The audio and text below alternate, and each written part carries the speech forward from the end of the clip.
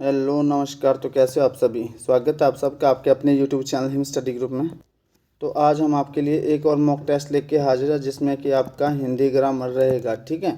तो जैसा कि आपको पता है कि डेली आपके मॉक टेस्ट होते हैं जिसमें आपका HPGK रहता है और अदर पार्ट रहते हैं, चाहे फिर वो हिंदी ग्रामर हो या इंग्लिश का ग्रामर हो। लेकिन आज सिर्फ आपका हिंदी ग्रामर रहेगा और आगे जैसे ही हमें टाइम लगेगा तो उसके हिसाब से आपके लिए साथ में हिंदी ग्रामर या HPGK के साथ मैथ और इंग्लिश का सेशन भी हम लेके आएंगे। बाकी आपको पता है कि हर रोज़ जो डेली मॉक टेस्ट आपके लिए अपलोड होते हैं, तो शाम को 7:30 बजे अपलोड होते हैं डेली आपके मॉक टेस्ट। तो अपने टाइम से वीडियो को वॉच आउट कर लेना और आप हमारे टेलीग्राम चैनल से भी जुड़ सकते हो, जिसका लिंक जो डिस्क्रिप्शन बॉक्स में दे रखा है। तो ये जो मॉक टेस्ट है ये आपके अपकमिंग एग्ज़ाम, ठीक है, जैसे HP पटवारी हो गया, फॉरेस्ट गार्ड हो गया या पुलिस के एग्ज़ाम हो गया, इन सब एग्ज़ामों के लिए जो मॉक टेस्ट आपके मोस्ट इम्पोर्टेंट रहने वाले हैं।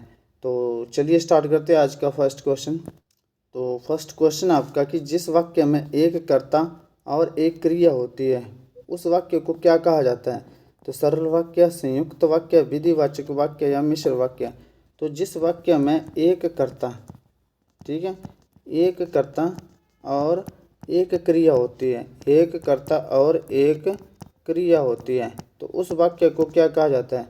तो उस वाक्य को कहा जाता है आपका सरल वाक्य। ठीक है, सरल वाक्य जिसमें एक कर्ता और एक क्रिया होगी उस वाक्य को सरल वाक्य कहा जाता है। तो सरल वाक्य इसका राइट आंसर हो जाएगा। चलते हैं नेक्स्ट क्वेश्चन की ओर। नेक्स्ट क्वेश्चन आपका उत्तम शब्द का विलोम शब्द क्या होगा। अच्छा, उत्तम का विलोम शब्द बताना आपने। अब उत्तम का विलोम शब्द निकृष्ट हो जाएगा, अनुत्तम हो जाएगा, विकृत हो जाएगा या उद्धम हो जाएगा। तो उत्तम का जो विलोम शब्द है वो हो जाएगा आपका अधम। अधम जो है ये उत्तम का विलोम शब्द हो जाएगा। चलते हैं नेक्स्ट क्वेश्चन की ओर। नेक्स्ट क्वेश्चन है कि सप्ताह में कौन सा समास है। तो सप्ताह में बहुब्रीहि समास है, द्वंद्व समास है, कर्मधारय समास है या द्विगु समास है। तो आपका एक हो गया सप्ताह, ठीक है, एक सप्ताह हो गया आपका, एक हो गया चौराहा, ठीक है, और एक हो गया आपका नवरत्न। अच्छा, सप्ताह होता है आपका 7 दिनों का समूह, ठीक है, चौराहा होता है 4 राहों का समूह, नवरत्न होता है 9 रत्नों का समूह।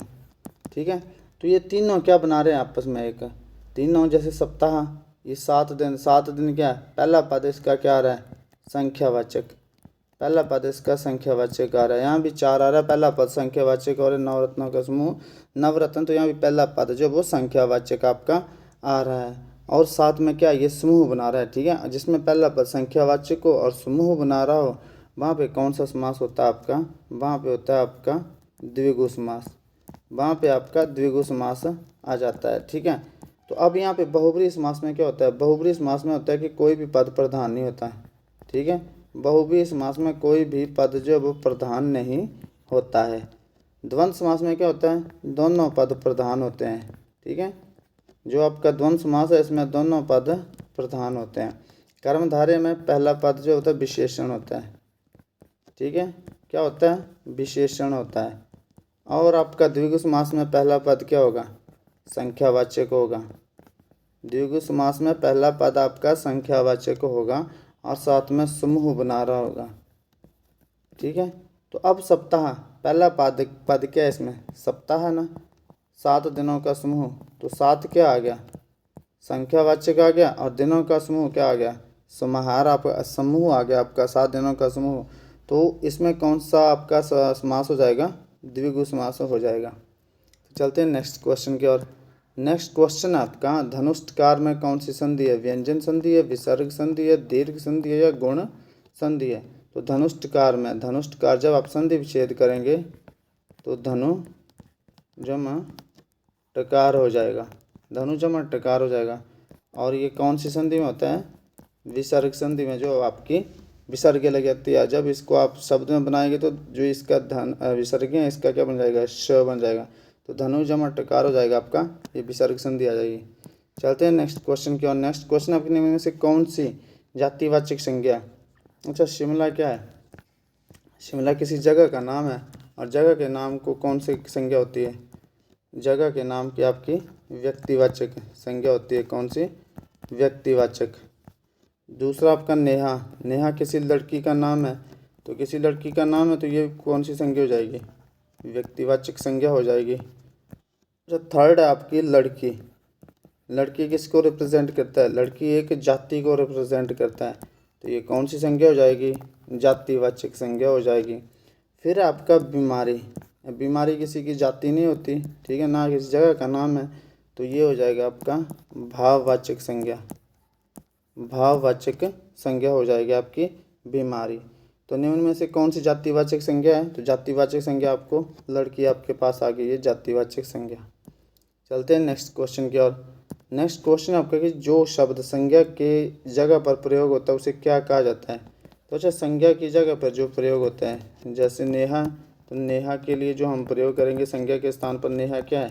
संज्ञा। तो संज्ञा के स्थान पर जो शब्द प्रयोग करते हैं हम, उसे क्या कहा जाता है? उसे कहा जाता है सर्वनाम। ठीक है, सर्वनाम। तो इसका राइट आंसर हो जाएगा सर्वनाम। चलते हैं नेक्स्ट क्वेश्चन की ओर। नेक्स्ट क्वेश्चन है कि सन्यासी शब्द का विलोम शब्द क्या होगा? तो सन्यासी का विलोम शब्द सन्यासी। तो सन्यासी जो होता है जिसमें घर परिवार त्याग दिया होता है, तो सांसारिक चीज़ों से वो विमुक्त होता है, तो उसके लिए आप क्या शब्द यूज़ करेंगे? इसका विलोम शब्द सन्यासी का विलोम राजा हो जाएगा, भोगी हो जाएगा, गृहस्थ, या इनमें से कोई नहीं। तो सन्यासी का जो विलोम शब्द हो जाएगा आपका, वो हो जाएगा गृहस्थ। गृहस्थ जो वो सन्यासी का विलोम शब्द हो जाएगा। चलते हैं नेक्स्ट क्वेश्चन की ओर। नेक्स्ट क्वेश्चन आपका कि मजदूर मेहनत करता है किंतु उसके लाभ से वंचित रहता है।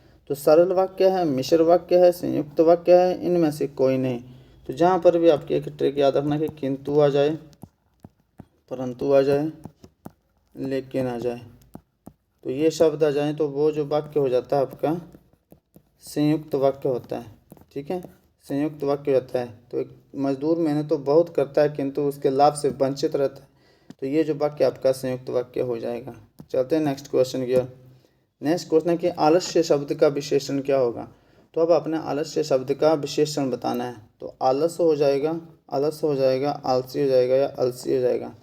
तो आपने जब भी विशेषण को पहचाना है तो आपको पता है कि विशेषण क्या कहाँ लगता है? नाउन से पहले होता है ना विशेषण, नाउन से पहले। जैसे एडजेक्टिव जो लगाते हो तो आप नाउन से पहले लगता हो, तो कैसे पहचानेंगे? तो सबसे पहले आपने एक संज्ञा लिख लेनी है कोई भी, ठीक है। जैसे किसी का नाम लिख लेना है, नेहा लिख लिया, ठीक है, ये मैंने नेहा लिख लिया, ये मैंने लिख लिया कुछ और। चलो नेहा से लेते हैं। अब नेहा, नेहा क्या है?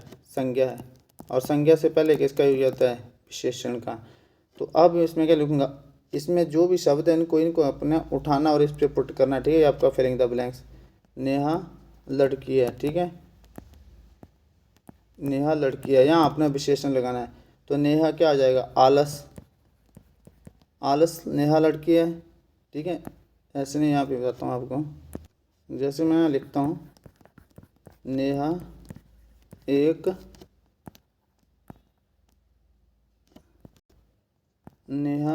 लड़की है। लड़की क्या आ गई? आपकी संज्ञा आ गई, जातिवाचक संज्ञा आ गई। अब इसमें आपने इनमें से एक विशेषण पुट करना है। तो नेहा एक आलस लड़की है, या नेहा एक अलस लड़की है, या आलसी या अलसी। तो यहाँ पे आलसी है, आलसी नहीं, यहाँ पे जो है आलसी है, एक ऑप्शन लिख लो, ये है आलसी, ठीक है। तो नेहा एक जो है वो आलसी लड़की है। नेहा कैसी लड़की है? आलसी। नेहा अलसी भी नहीं आएगा, नेहा आलस भी नहीं आएगा, ये दो तो एलिमिनेट हो गए, ठीक है। ये और ये तीन एलिमिनेट हो गए, दो बचे आपके पास, आलस और आलसी। तो नेहा एक आलस लड़की तो हो नहीं सकता, ठीक है। तो यहाँ पे क्या आ जाएगा? नेहा एक आलसी लड़की है। आलसी कहाँ आ गया आपका? ये विशेषण आ गई। किसकी विशेषता? ये लड़की की विशेषता। कि लड़की कैसी? आलसी। तो विशेषण लड़की क्या आ गई? संज्ञा आ जाएगी, और संज्ञा से पहले विशेषण यूज होता है, ठीक है। तो नेहा एक आलसी लड़की है, आलसी इसमें विशेषण आ जाएगा। तो आलस्य शब्द का विशेषण क्या हो जाएगा? आलसी हो जाएगा। नेहा एक आलस्य लड़की भी नहीं आ सकती, ठीक है। तो नेहा एक आलसी लड़की है, तो आलसी इसमें विशेषण आ जाएगा। चलते हैं नेक्स्ट क्वेश्चन की ओर। नेक्स्ट क्वेश्चन है कि तपोवन में कौन सी संधि यूज हुई है, ठीक है। इसका प्रयोग बताना अपने। स्वर संधि, व्यंजन संधि, विसर्ग संधि, या इनमें से कोई नहीं। तो तपोवन में, तो तपह जमा वन आ जाएगा इसमें, क्योंकि जब भी आप ये विसर्गें हटेंगी आपका, तो ये ओ की मात्रा आ जाएगी, ठीक है, तब ये बन जाएगा तपोवन। तो इसमें विसर्ग हट जाएगी। तो तपोवन में कौन सी संधि आपकी, तो तपोवन में जो संधि है आपकी वो है आपकी विसर्ग संधि। कौन सी संधि, विसर्ग संधि। तो विसर्ग संधि इसका राइट आंसर हो जाएगा। तो ये था आपका आज का सेशन। आई होप आपको सेशन पसंद आया होगा। मिलते हैं नेक्स्ट सेशन में, तब तक के लिए जय हिंद जय भारत।